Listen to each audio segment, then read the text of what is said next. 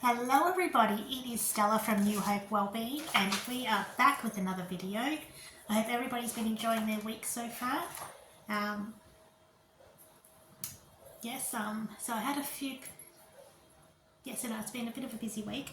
Now I had some comments about my audio in the last couple of videos, so I'm going to try it with my earbuds in. Hopefully that helps. Let me know if it's still really quiet. I'm not too sure what else to try, but I'll figure something out. So today we're going to be discussing our next Thracian God, and let's hope I have the pronunciation right. It is Gebeleizis. I'm hoping I'm pronouncing that right. Gebeleizis. He was a god worshipped by the Gebeleizis, probably related to the Thracian god of storm and lightning. He was represented as a handsome man, sometimes wearing a beard. The lightning and thunder were his manifestations, and according to Herodotus, some Gebeleizis equated him with Gebeleizis, who we discussed in the last video, if I remember right.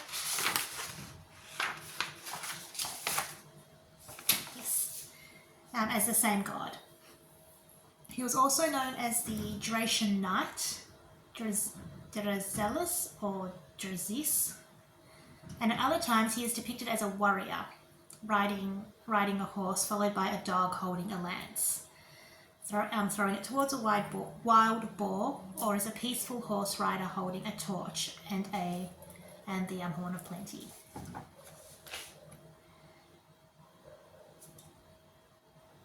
He is the supreme god and the master of the earth, sky, storm, and thunder, lightning, and the keeper of secrets of life and death. He is also the god of war and of the military aristocracy.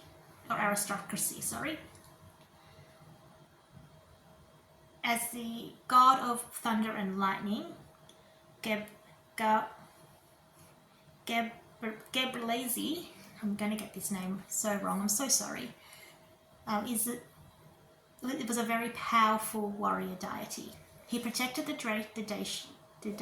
Thracians from their enemies and was often depicted holding a bow and arrow or a thunderbolt, symbolizing his connection to the elements.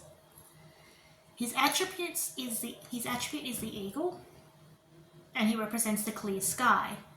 Everything that disturbs his harmony, storms, clouds, have to be combated. The Thracians used to shoot arrows toward the sky in the clouds to help the god drive away these elements. Unfortunately, not much information is left about this particular god. However, Herodotus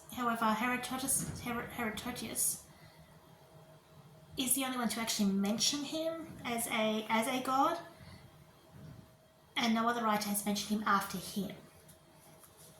It is possible that the Gaelic name of Gebeleizis, Ziva meaning the radical lightning, is also the same god, but unfortunately there's no one left alive to tell us the truth of that. So Herodotus does mention the fact that when there was thunder, the Thracians would shoot the arrows toward the sky as a threat to the god, believing in no other god than theirs. According to some historians, it might be difficult to believe that the god was threatened. Instead, the demonic omnipotence in the clouds was. So it could be that they were shooting the arrows into the clouds to drive the clouds away, the storm clouds away, and helping the god to clear the storm. There are testimonies that have been found at different places throughout Romania that shows him as a peaceful horseman carrying a torch, and at other times he appears to have 3 heads. As with much, unfortunately, this mythology, we are reliant on other cultures and their writing of the stories down. So whatever the truth is, I guess it is what it is.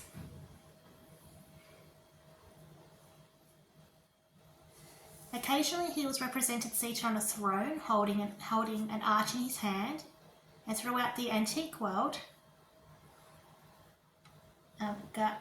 Gebeleizis, cult spread and was assimilated by the Armenians, the Macedonians, and the Greeks. The supreme divinity also goes by having a feminine faithful companion named Bendis. Prehistoric embodiment of the goddess shows her as a woman with prominent cheekbones and curly hair. She is represented standing between two sacred animals. The Thracians pictured Gebeleizis as a strong bearded man, and in some representations he is shown sitting on a throne, while in others he is seen as a rider holding a bow in his left hand. He is often accompanied by an eagle who has a horn on its head, and sometimes the eagle does appear alone, in which case the eagle represents the god itself. When it is shown alone, the eagle holds a fish in its beak and a rabbit in its claws. In other illustrations, the god is pictured as a rider accompanied by a dog, and in this case he has a lance with which he throws at wild boars.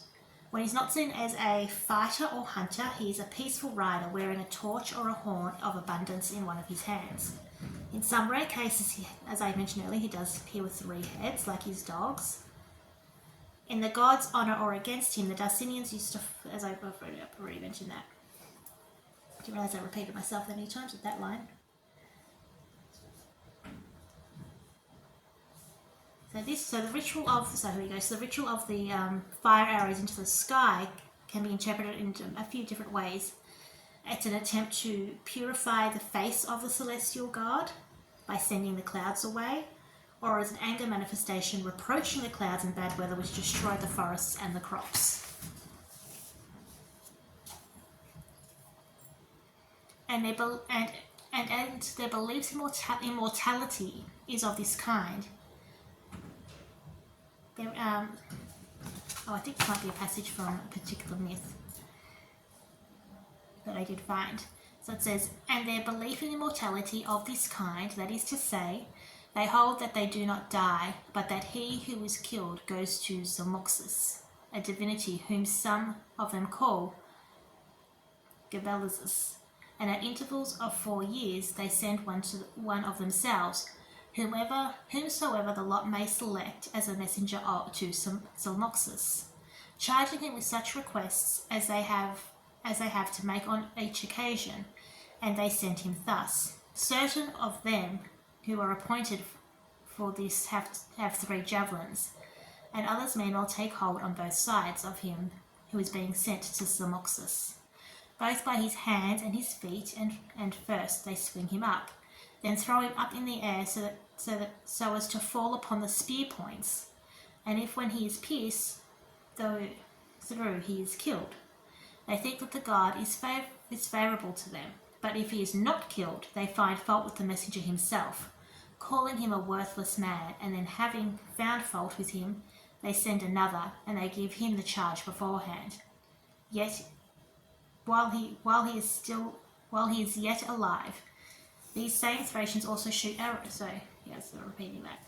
So, interesting in that they thought by throwing somebody onto spears and him dying was a good omen that this god had heard them, and it was a good omen, and that if he lived it was a bad omen. I don't really know. I guess what we can take from that is that maybe the Thracians were very warlike in the ancient times. But apart from that, I suppose we'll learn more as we go through the rest of the myths. Apologies again with any pronunciations. I did practice the names before filming, but I still somehow managed to stuff them all up. To anyone out there listening who is cringing, I am so sorry. But I tried my best there.